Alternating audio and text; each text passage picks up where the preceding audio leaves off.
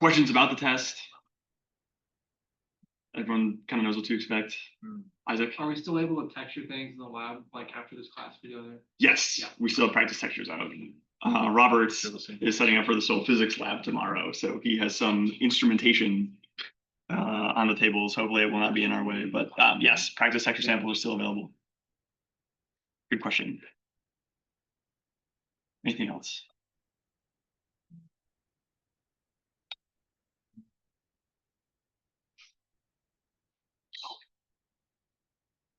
I need to switch our screen projection.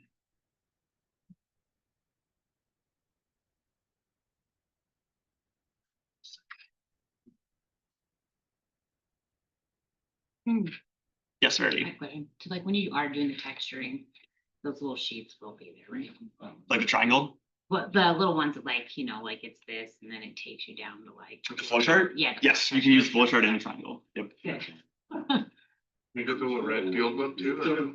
Field book will be available, yeah. I'm gonna encourage you guys, maybe this is another little hint. I encourage you guys to maybe graduate beyond using the flowchart. The flowchart is gonna classify everything according to, is it coarse or not? Like, does it feel gritty or not? But if you have special cases where like a silt loam and a sandy loam right at the bottom of the triangle, they can be like right next to it, each other, adjacent textures. And it's a little more complicated than just, is it gritty or not for a sandy loam versus silt loam. Also, if you have fine sand, that's kind of a test you need to do. Spread it out in your palm, feel it, but also like look at it, look for the sand grains. If they're fine, if they're small sand grains, if they're still over that cutoff of 0.05 millimeters, but they're not coarse and like gritty feeling, they still count as sand. So that could maybe explain if you've been texturing something that is it says it's a sandy loam, but you feel like it's a silt loam or a loam or something.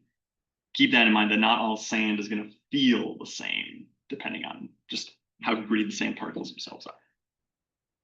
Maybe a help.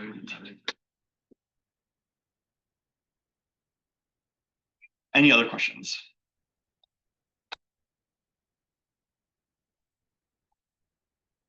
We will get started on our little mineralogy preview, I like to call it.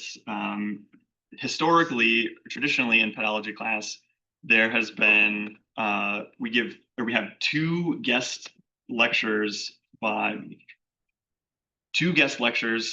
Dan Strawn, like our soil chemistry professor. He's also our mineralogist in the department, a resident soil mineralogist. So he would give these two lectures, one about silicate minerals, which I'm going to do today. The next one about mineralogy for pedology. I usually try to schedule for either the day after or the next class after the test, which he's off campus right now, so that won't work. Or I try to schedule it for when I miss lecture for our soil judging team trip, which might end up happening anyway. So I'm going to give the preview, the intro to silicate minerals today, and then he might follow up. It might be a couple weeks at least until Dr. Strawn's back to give the full experience guest lecture on mineralogy effects on soil. But he is by far the leading expert. I will just try to get us into it because I like geology. I like thinking about minerals, but as far as the chemical, the nano scale of all this is maybe a little bit beyond my expertise and probably beyond the expertise of what you guys need. But hopefully I'll give you a good idea of what the goal is in the first place. Like I said, I like geology. I got really into this when we did the paramaterial slides. So that's kind of where I want to pick up, continue off our paramaterial slides, the bonus geology content that I talked about, and starting with the rock cycle, which is where it all starts, of course. Igneous, metamorphic, and sedimentary are the three major types of rock, hopefully familiar from maybe grade school geology or earth science classes. But essentially the reason the Earth as a whole and the crust and all the rocks that we have on Earth, essentially they all started as magma, and they were all once igneous rocks, cooling out of the magma. The original rock formation, if you will, easy to imagine as rock being formed from magma. When those rocks could be igneous or could be another kind, any rock subjected to intense heat and pressure, usually within Earth's crust, maybe deep down at a great depth, but not necessarily turned into magma. It's just a deformed, pressured, transformed, metamorphosed, metamorphic environment, creating metamorphic rocks. So some kind of transformation going on from intense heat and pressure creates different class of rocks, the metamorphic rocks. And then either of those two having some kind of primary formation, maybe exposed to the surface, now exposed to erosion, weathering effects, rocks breaking down and consolidating somewhere else, maybe in riverbeds or at the bottom of the ocean. Anytime you have this kind of secondary formation of rocks that started as something else, eroded, and now they're reprecipitating or re-lithifying, going through sediments converting into rocks. That's how we get our sedimentary rocks. And then the cycle starts all over again. Of course, it is a cycle after all. Best place for sedimentary rocks, for example, to turn back into magma would be at a tectonic plate boundary where you have subduction going on, one of these whole shards of Earth's crust being transported down beneath, back into the mantle underneath another tectonic plate. Sedimentary rocks or metamorphic or maybe igneous is being converted back, melted down, and the cycle starts over again with our igneous rocks. So those are the rocks themselves, but even the mineral components that make up each one of these types of rocks can be different across the cycle, and they have their own cycle as well. To put it one way, the minerals, the actual like elemental arrangements of these rocks in the igneous form, we call primary minerals. In the magmatic environment, these elements have arranged themselves into a crystal structure we call a primary mineral. And then through the course of weathering and erosion and aging over time, much like igneous and metamorphic rocks turn into sedimentary, we have these secondary minerals kind of precipitating or being produced in this weathering environment. Not all minerals are created equal. Not all these rocks are created equal.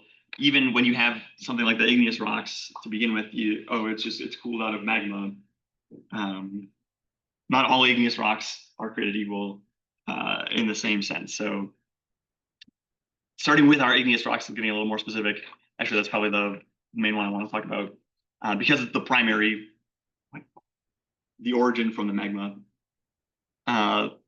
What happens to the magma affects a lot about the rocks itself. So the cooling speed and the composition of the magma, like the chemistry, matter quite a bit. So before we go through the examples, some of the definitions, the way we talk about these differences in igneous rocks, starting with the cooling speed.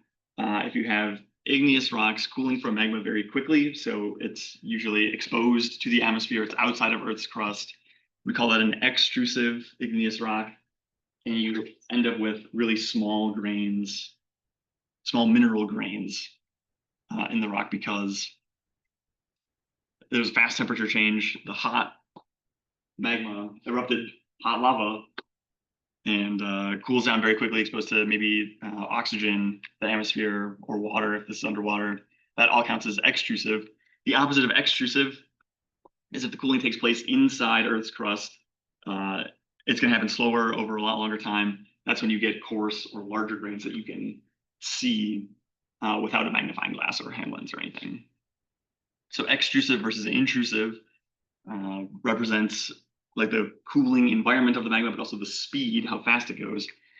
And then the composition now, depending on the silica content, you can have either felsic or mafic magma, and then resulting rocks from that.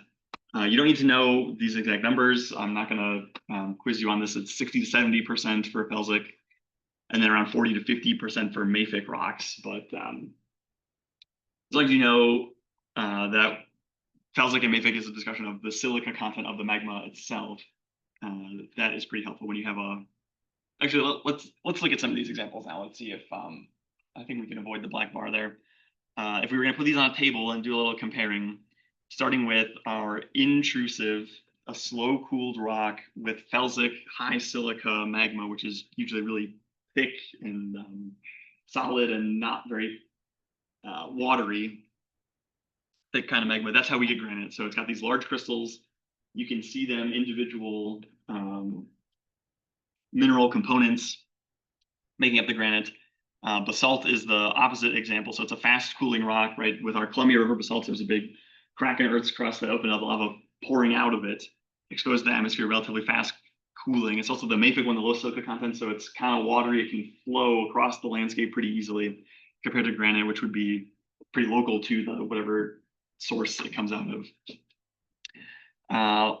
Thinking about the Columbia River basalts, let's say we had this big magma reservoir, a magma chamber underneath the crust, and a lot of it erupted or oozed out, at least, into these Columbia River basalt flows. What if some of it didn't? If some of it was left behind in the Earth's crust and cooled slowly over time, then we'd have an intrusive mafic rock, and that is gabbro as an example. It's kind of the same color. It's got this low silica content, maybe a lot of iron and magnesium, and more basalt than granite, but it's got the same kind of shiny, reflective surfaces, at least big. You can see the individual mineral grains in the gabbro where you can't in the basalt. So to finish out the comparison then, if we had an extrusive, like a fast cooling felsic rock, we would expect it to be kind of a similar color maybe to granite, but then have the same kind of texture to it as basalt does. And that's pretty much exactly what we have with rhyolite. Fast cooling felsic rock means best place to find that would be felsic magma is usually at like volcanoes. It's kind of magma that erupts from a volcano, and in order for it to be cooling pretty fast, that means it probably got erupted out of the volcano. So the best place to see rhyolite around here would be in the Cascades, Mount Rainier, some of those high volcanic mountains in the Cascade Range. Those are a lot of rhyolite rocks. So it's got the high silica content, but the fast cooling small mineral grains. If you're going to make a countertop out of any one of these, probably granite is the one to go with. It's the prettiest, and we're all familiar with the granite countertops, right? More rather than gabbro or basalt countertops. I'd be down for a basalt countertop, I think. Get the columns arranged. Anyway, so if you want to go through, there's more examples. It's not just high silica versus low silica. There's medium and very low too. Just for reference, I'm not too particular about that now. Now we are into the silica mineral slides that Dan himself made. He wants everyone to have this exposure before he gives his mineralogy slides. So this is the full experience, at least for pedology class. A little more about primary and secondary minerals, right? Primaries form from the molten rock themselves. Quartz, feldspar, olivine are all examples of the original formation minerals coming out of the magma, versus secondary minerals forming over time after you have some kind of aqueous chemistry going on, maybe where you have dissolving in precipitation. That's where a lot of clays come from as secondary. Clays are secondary minerals, as well as iron oxides, carbonate itself, the calcification reaction, aluminum oxides. A lot of these sound like subordinate distinctions to me. And that kind of describes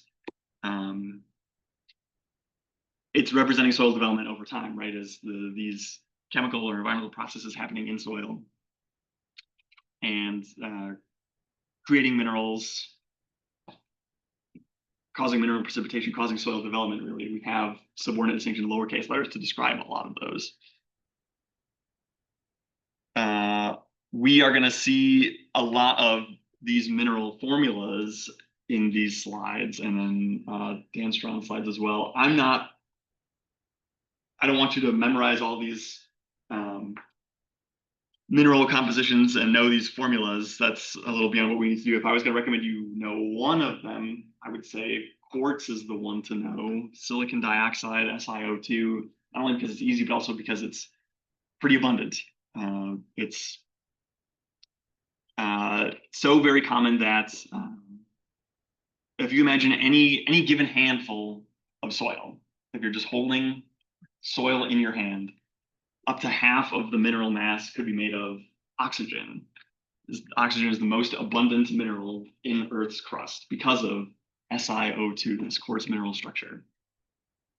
So contrast that with the atmosphere. You expect oxygen to be what we breathe, to be dominant in the atmosphere. Well, it's not, it's nitrogen that takes up 78% of the Earth's atmosphere. And now we're saying oxygen takes up 50% of Earth's crust in the mineral mass. Crazy. But oxygen is our first place most abundant mineral in soils.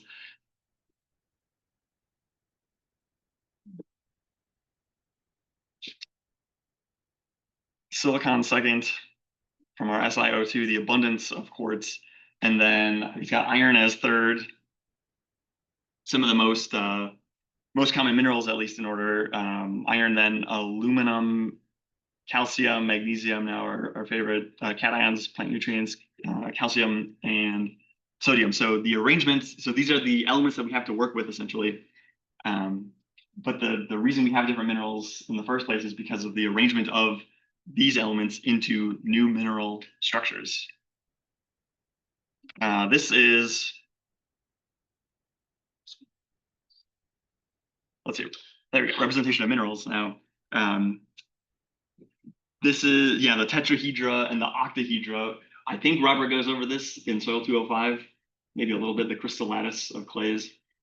This was a little bit beyond me in my intro soils lab. I don't think that I covered this, so props to you guys if this is review at this point already. But these are all different ways to represent the mineral structure that we have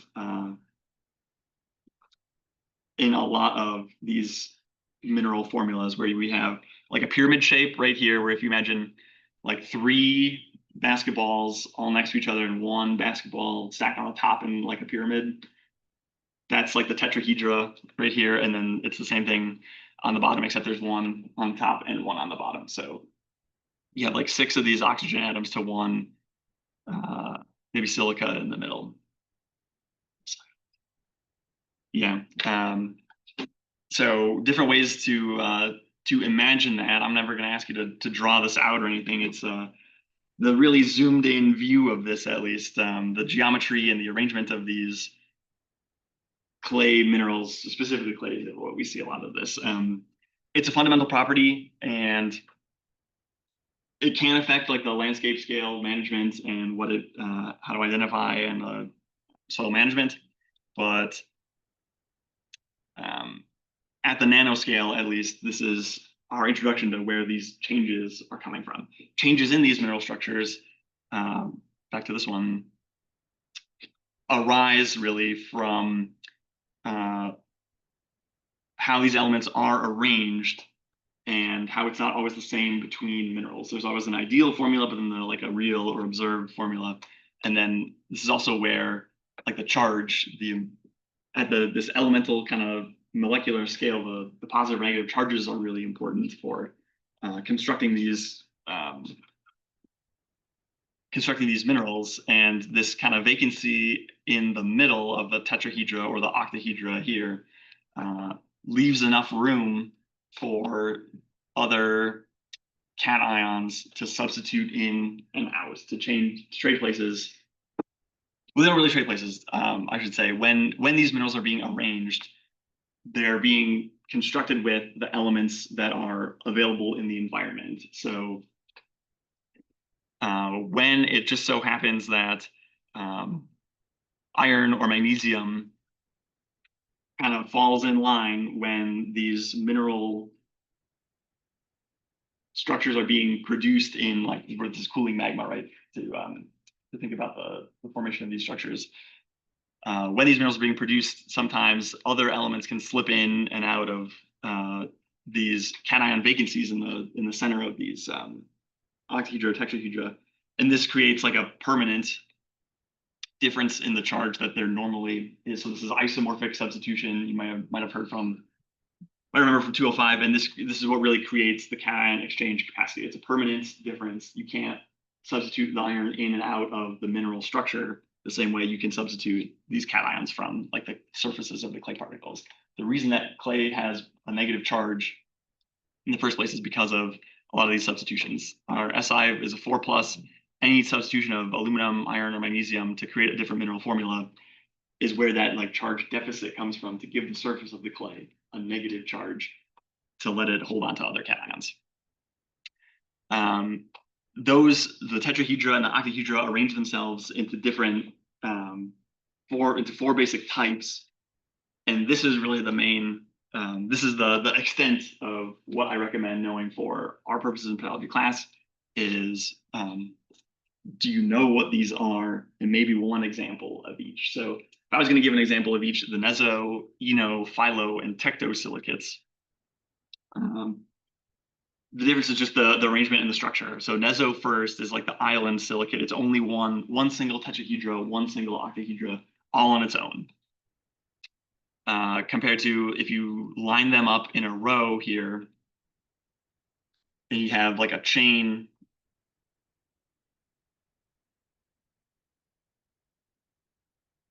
You make like a chain of silicates. That's the enosilicates, either a single or a double chain. They both count as enosilicates. Phyllosilicates arrange like multiple chains together in a sheet. A lot of clay minerals are phyllosilicate clays because they're a sheet. And then the three-dimensional structure would be the tecto, like the network silicate. So some examples of each one of these, then nesosilicates are like olivine. If you're interested in the minerals and their formulas, you can review them on the slides. But the notable ones, at least, olivine as the nesosilicate, it's just one of those single tetrahedra on its own. Olivine is like this green kind of crystal mineral. You might see it in recently formed basalt. So in a place where you have like a lot of lava flowing, you could go to Hawaii now and maybe find that.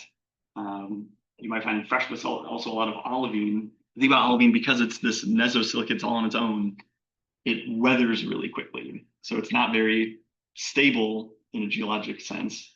That's why it's really rare to find olivine in soil or in the environment, but you still can in Hawaii. It's really notable if you've ever heard of the green sand beaches. Imagine beach sand made of this olivine mineral. It's green, it's beautiful. It's not going to be there forever, if I had to guess, because olivine is a fast weathering mineral. Hornblende or amphibole is the enosilicate, the chain, maybe slightly more resistant to weathering than the nesosilicate of olivine, but this is where the mineral formulas get really complex here. Phyllosilicate clays now, they arrange into a sheet, which is what we expect for clay. Usually if you look at a clay particle under like a scanning electron microscope, it's like a thin little sheet. Primary mineral phyllosilicates. Mica is a great example of this like sheet arrangement in like the tangible scale, at least. If you've ever seen an example of mica, you can flake it apart pretty much. You can grab little sheets and just pull it apart. I think it's pretty cool. They're really thin, relating from this molecular scale. Some of them even unclear. This would be muscovite mica here. You can see through it a quarter from behind this thin little sheet of phyllosilicate minerals. And then tectosilicates are a network, like a three-dimensional arrangement into a crystal shape. This is quartz and feldspars, relatively resistant to weathering because of this complex mineral structure at this like nano scale. Okay, so I think all the other slides that we have left here are a little too advanced. Dan's gonna maybe cover this if he wants. This is it's like our textural triangle, except it's the feldspar triangle. You have a lot of different options of feldspar. There's sodium, potassium feldspar, K-spar. Here's the nickname for that. Plagioclase is the other one. Feldspars have aluminum isomorphically substituted for silicon in the mineral structure. This is how you get different types of granites. How your countertops can be all different colors is because of the feldspar triangle.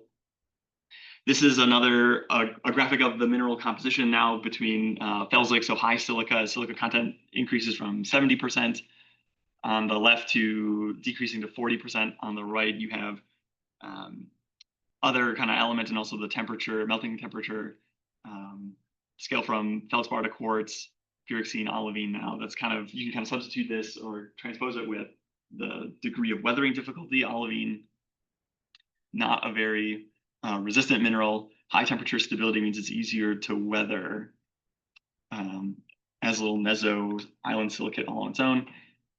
We talked about granite a little bit, being able to identify the mineral grains of granite. There's 4 main colors, at least of granite from our part of the world. You have black, white, kind of pinkish, tan, or clear. Black would be the amphibole or the like biotite mica, usually in this amphibole in this example, at least, is the dark color.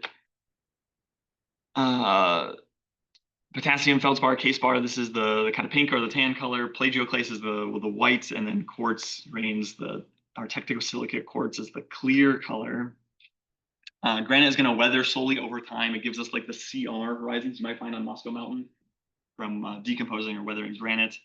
It happens slowly over a long time, but eventually it does weather. It weathers into gravel and sand first, usually.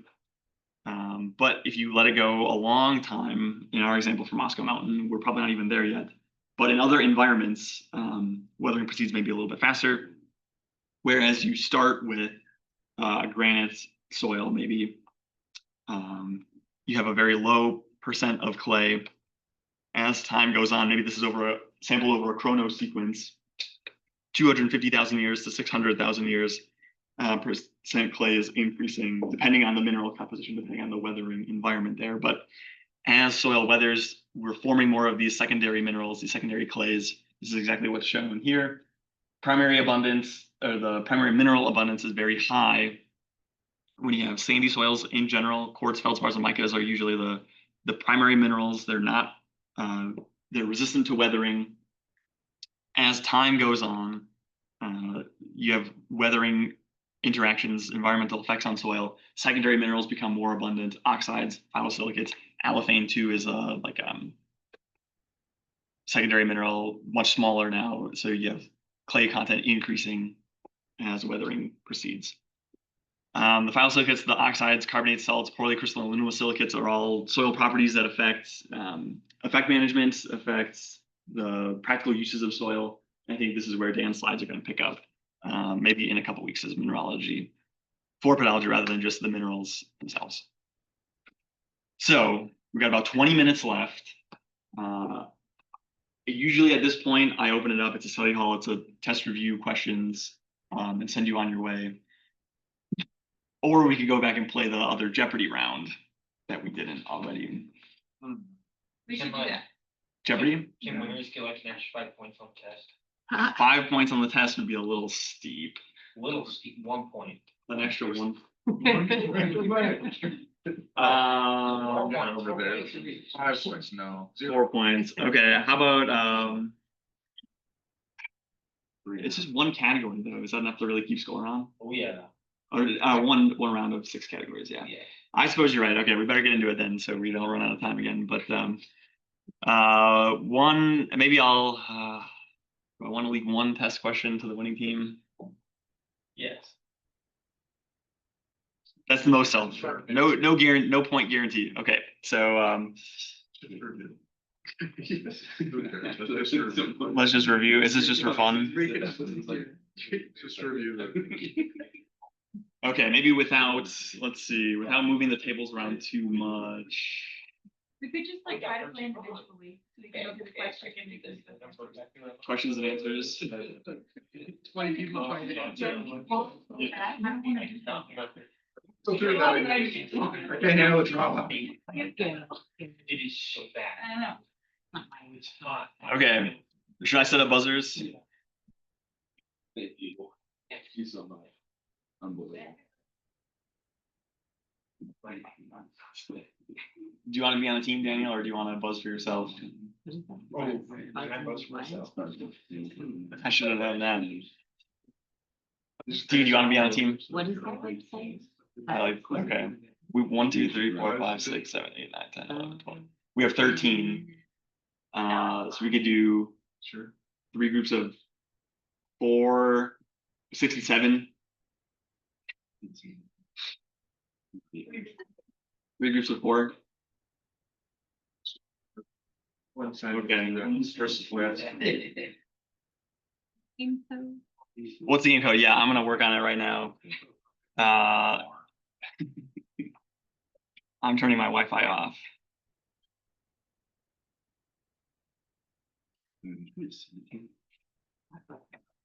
Sure.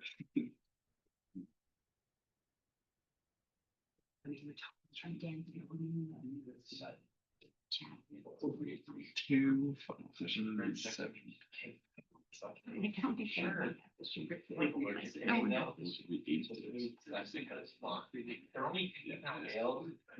Okay, buzzin.live is the website once again. Our code is 257586. Here's the point. He's what I'm standing on. Actually, I don't. Amelia, do you guys want to go That's my back. join one of those? Maybe a back group and a front group there. This is I want Amelia.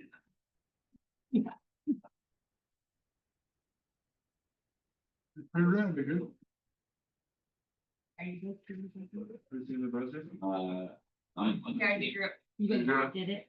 Okay. Okay. You very, yes. Oh, we're on the same team, okay. yeah, you guys, you 5 more together. I didn't help. Oh, we're all.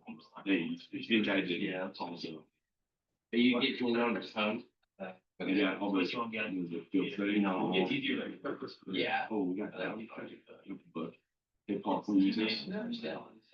I'm right with it. Oh, on the test? You can use it for the lab portion, yes. So I can't go over there and do my. Section. Yeah, wait, so are we breaking it all up so that it's not really exactly can we do the lab portion? You can, yeah, we'll definitely have some people start with the lab portion for sure. Yeah, you're always going to be able to use that in the future, right? If you're describing a pit for your career, you're always going to have that. So why would I keep it from related? Or you should have your notes too for. You make a good case, Lucas. Thank you. Okay, there's our sound check. Oh, we don't get the intro, but we get our semifinal round 2. Again, we can pick this up. We're still sharing, we're still recording, so you can review this later on if you want. We have Dirt Busters, Soil My Pants. Soil My Pants. I don't have a name yet. Do we have a name? We should do Route 5. It's Route 5. Oh, come on. I just Soil My Pants. That's what we're gonna follow. Yeah, just actually. Well, yeah. Low single walking. That's an NBA team with Celtics. Do you guys want the code again to join? I have the code. There's gonna come Milwaukee up with Bucks cool name. rivals, that's it. Okay. The Cleveland Celtics or something. Wow, you really know. You really know. Yeah, I know sports. Lesson the world. There we go. Okay, here are the categories for our semifinal round 2. Morphology. Mapping beneath our feet. Horizonation 2, maybe a little bit easier than Horizonation 3, where we ended on Tuesday. Subordinate distinction definitions. I give you the definition, you give me the letter. Then we have trust the process and do a 180. All right, let's go. We're gonna go top to bottom, left to right with starting with morphology. Use VFI, meaning this, to describe soil aggregates that break under strong pressure from one hand. Team Dirt Busters. I don't know what it is. Very friable. We're done. Oh. Yeah, what? Team? Team Dirt Busters, what is your response? Hey, You shouldn't have, because it's not correct. Team Less in the World, do you want to steal? Rupture, what is rupture? Is this? Also not correct. Oh, shit. BFR is very friable. That's easy and loose to break. BFI means very firm. You got a really strong pressure. Daniel answered for you guys. No, That was also wrong, so they all. That very much counts. Okay, 400 This should be in the book though, sorry. for morphology. Simply, it's the x-axis of a color page. Team Less. Not Hugh. Team, wait. Team soil pants. Value? Also not the value. Team 3. What is chroma? Chroma, yes, is the left to right, the x-axis like the bottom of the page. How well can you envision the color page? Good thing we're not keeping score today. Our 600 morphology, the size classes on either side of medium are these two. Team Dirtbusters, Fine. fine and coarse is correct. Studied.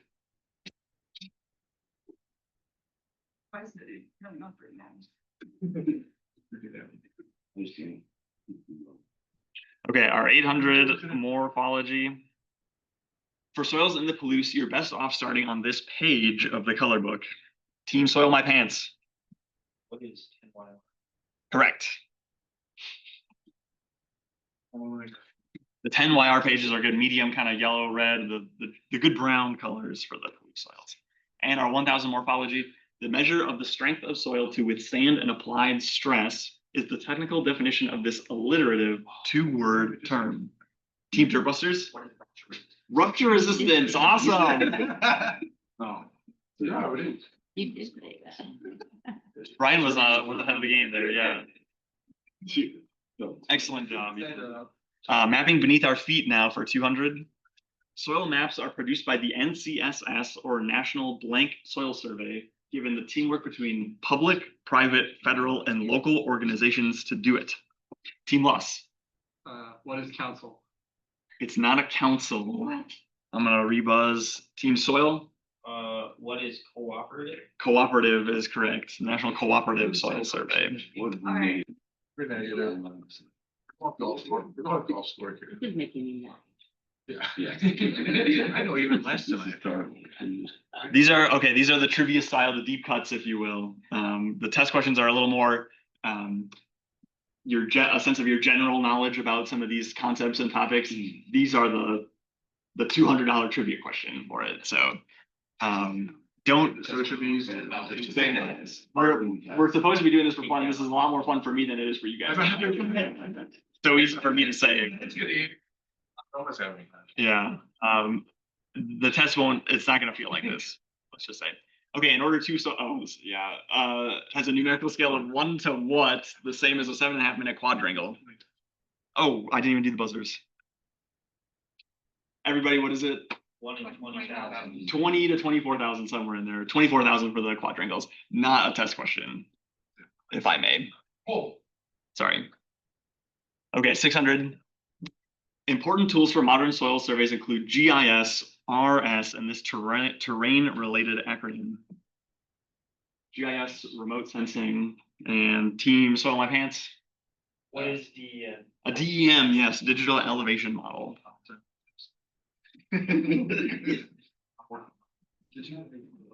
Okay, plus 6.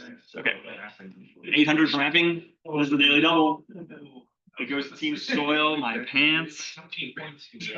You are at 1,600 points right now. You're tied for the lead with the Dirtbusters. Team Less in the World is at minus We're 2. putting it all on the line. A true daily double. All on the line. Okay.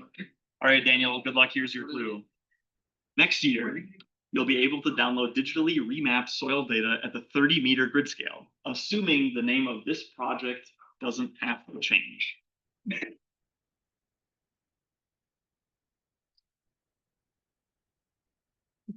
Just one. To double or nothing, Team Soil My Pants. What is your answer? Soils 2026 is correct. That's not fair. If I had to guess, I think that the Soil 2026 has already been renamed to some other project because they're not going to have it by next year. And nobody thought to tell me about that. So these lecture slides are going to be a little awkward next year if there's no update to this. Excellent job, Team Soil My Pants. Okay, now mapping for 1,000. Soil survey polygons are traditionally generated in this geospatial data format. Team Dirtbusters. I think so. Vector is correct. Yes, traditionally, they're What do you want to go on? they're drawn as lines like polygons, the vector format. In the future, maybe it's going to be rasterized. So you can do a bunch of spreadsheet math, big data calculations with raster form. But right now, when you click on Web Soil Survey or Soil Web, they're both kind of the same, right? It's the same presentation of this vector data. That's what we got. Anyway. Okay, horizonation 2 for 200. This horizon is the zone of eluviation and is often lighter than the ones above and below it. Team Soil My Pants. What is the E horizon? The E horizon. Correct. Okay, I forgot to give Team Dirtbusters an extra 1,000 points. So 2,600 there, plus 200 for Team Soil as at 3,400. Okay. Horizonation 2 for 400. A transition horizon between A and B layers with clearly separable properties of both gets this 3-character designation. Team Lost in the World. What is an AB horizon? No. A dash What is A it? dash A-dash-B? Whoa.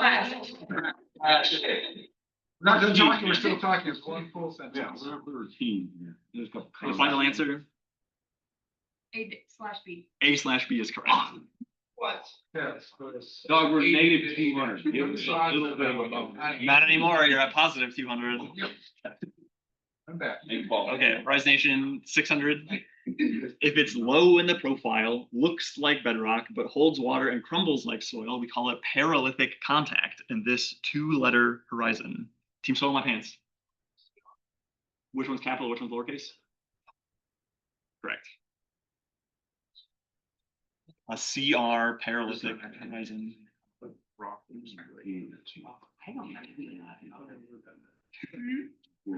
Okay, 800 for horizonation. Because sea horizons are defined as unweathered, or by definition unweathered, their structure type has to be one of these 2 options. Team Soil My Pants.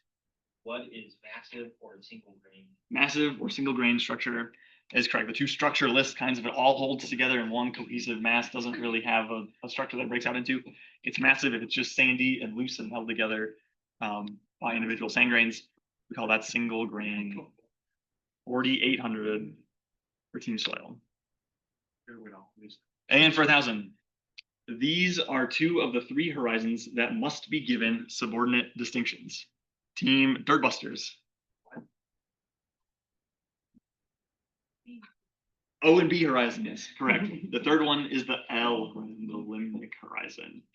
O horizons and L horizons each have 3 subordinate distinction options to choose from that are only associated with those ones. B horizon, of course, is the zone of soil development. If you're telling me there's soil development, you have to tell me what the soil development is. That's what pretty much the whole alphabet of subordinate distinction letters are for. O, B, and L. Good job. I think that was one of our Canvas quiz questions. It was.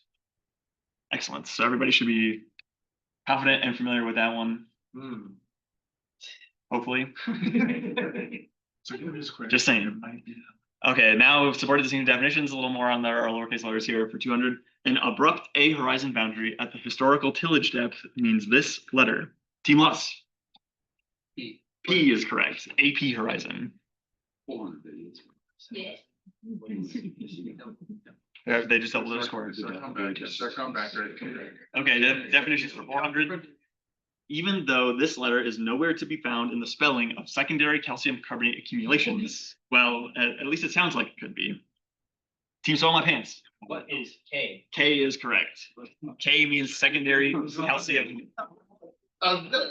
Secondary calcium carbonate accumulation.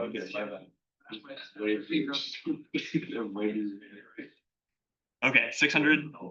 The presence of artificial materials like glass, wood, bricks, or plastic. Find a garbage can next time. Team Dirtbusters. M is not correct. Team Lust, you want to buzz? What is a U? A U is correct. This is hard.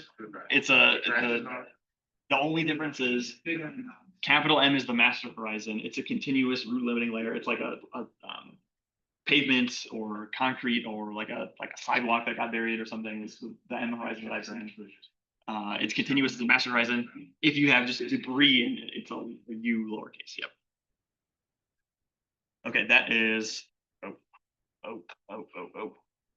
plus 600 for Team Lus, as at 1,000 now. Okay, our $800 clue for subordinate distinction definitions. Hopefully you described the horizon with this subordinate distinction before it wetted, dried, and hardened irreversibly. Team Dirtbusters. Close, but not quite. I'm gonna clear the buzzers. Team Lus. What is B? V is correct. The plinthite horizon. Excellent job. Another big swing. Team Lus is now in second place at 1,800. Okay, our $1,000 clue. Subordinate distinction definitions. Use this letter for a dense and brittle layer known to occur in 4 different soil orders. Team Dirtbusters. What is D? X is correct, yes. D means a densing layer. What? Well, they took it back earlier too. Three answers. Yeah, they said three. We just kept building on that answer. We didn't take it. I'll let it slide, okay. With 1 minute left, trust the process for 200. Volcanic eruptions might add to the total amount of mineral soil in a profile and fit with this forming process. Team Lus. What is cumulation? Cumulation is correct. You're adding mineral material to the top. Right. Could be erosion, could be a volcanic eruption. Or accumulating erosion, I should say, from somewhere else. 400.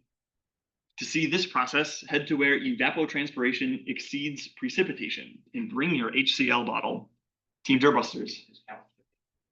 Calcification is correct. Sorry, I had the point wrong. Plus 400, 1,600 for the Dirtbusters. 600 for trust the process. Sesqui oxides are zapped from the E horizon during this process. Team Dirtbusters. What is olivine? No, it's Part of it. Do you want to follow up? Podzolization is correct with the Z, yes. Podzolization with the Z. I'm right with that because it's very close to the E horizon elongation. They're a paired process. Okay, that was 600. You guys are now at 2,200, and you take second place back. Yes. Trust the process for 800 now. Prairie grass roots constantly putting down organic carbon can form deep, dark soils in this process. Team Soil My Pants. What is melanization? Melanization, yes, of the deep, dark A horizon. Associate that with melanization. Plus 800 for the leaders. You are now at 6,000. It's okay. With our $1,000 clue, if the drainage is poor, depth to water table is low, and you have a G subordinate distinction, you are probably seeing this process. Team Lus. Glaying, yes, glazation for plus 1,000. Team Lus is up to 3,000 points. They're still in second. You're back in second place, yes. Okay, do a 180 now as we wrap up. For 200, to do a 180 in soil or drastically change colors, textures, or mineralogy involves a lithologic discontinuity, also known as a change in this. Team Soil My Pants. What is parent material? Change in parent material, correct. Are you pushing the button? Are you? You're doing the button thing. Okay, for Buzzer. 400. Like you're jealous. To find a change in parent material near campus, you needed to get out of the hills and up onto this nearby landmark. Team Soil My Pants. What is Moscow Mountain? Moscow Mountain is correct. We haven't seen a change in parent material in our soil pits quite yet. Coming up probably 2 weeks from now for our field trips, we will get some change in parent material examples. Plus 400, this is at 66. Okay. Okay, for 600, do a 180. You might notice a change in parent material between alluvium and colluvium based on this condition of the coarse fragments. Team Soil My Pants. What is angularity? Angularity, the jaggedness, if they're rounded rocks or not, that is correct. Alluvium, coarse fragments. Coarse fragments are transported in alluvium, right? They're rounded by the river, it's kicking a rock every day until it turns into a sphere, right? Get rounded rocks. Colluvium is just tumbled down a hill. Or if it's residuum as well, you can have like sharp angles on the rocks. This is how you can identify the parent material. Is this how angular, how sharp those rocks look?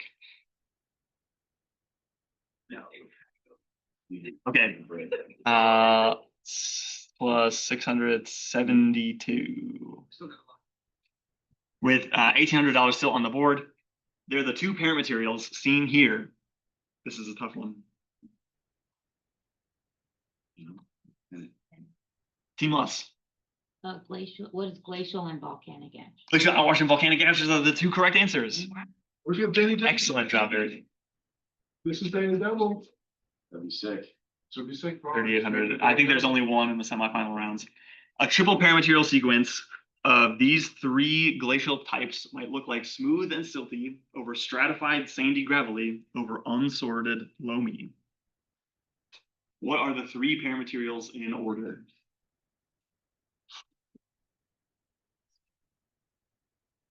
Team Dirtbusters. Lacustrine, what is lacustrine? Glacial outwash, glacial till. I will accept it, yes. Smooth and silty calls me Luss, which is the commonly the one that's blown in on the top, but lacustrine paramaterial can also be kind of, we expect it to be smooth textured, usually clay over silty, but both are probably possible. So Luss over stratified sandy gravelly, that's the outwash. It's different, like water speed depositing different energy or size coarse fragments. Unsorted loamy is just glacial till, it's just everything pushed there at the front end of the bulldozer. Okay, that's plus 1,000 at the buzzer for Team Dirtbusters. 3,200 is your final score. Not enough to take second place back from Team Luss at 3,800. However, Team Soil My Pants takes the emphatic win today at 7,200 points. Congratulations, you guys. We are 5 minutes over time now, so I apologize if you're late to class. Otherwise, I will see you in 90 minutes in the lab. So.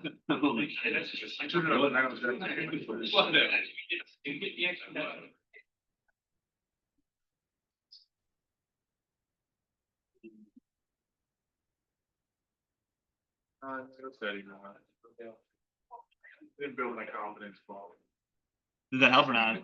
It helped, but I also need to go. Yeah.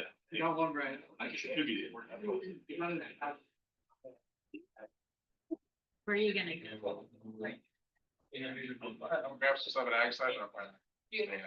Go down to. Wow.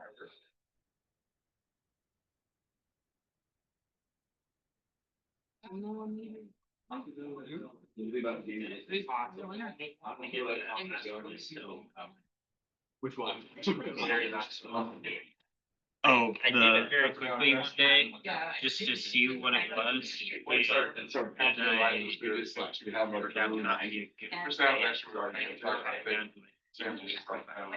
Oh, Let me just stop the recording quick. good luck with rewatching. Oh, yeah, but that's what- Space around that.